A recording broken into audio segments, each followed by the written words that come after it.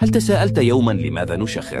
يحدث الشخير عندما يتعرقل تدفق الهواء عبر الفم والأنف جزئيا أثناء النوم، مما يؤدي إلى اهتزاز الأنسجة المحيطة وإصدار الصوت المميز للشخير.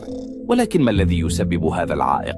هناك عدة أسباب لذلك. أولا، وضعية النوم لها تأثير كبير، فعند النوم على الظهر يسقط اللسان والأنسجة اللينة إلى مؤخرة الحلق، مما يسبب انسدادا جزئيا. ثانيا، الوزن الزائد يمكن أن يضيف أنسجة إضافية في منطقة الحلق، مما يضيق مجرى الهواء. ثالثا، الكحول والمهدئات تساهم في استرخاء عضلات الحلق بشكل مفرط، مما يزيد من الاهتزازات. بالإضافة إلى ذلك، قد يلعب التشريح دورا، حيث أن بعض الأشخاص يمتلكون مجرى هوائي ضيقا أو لسان مزمار طويل يهتز بسهولة أكبر. كما أن الحساسية، نزلات البرد، والتهابات الجيوب الأنفية قد تسد الممرات الأنفية، مما يزيد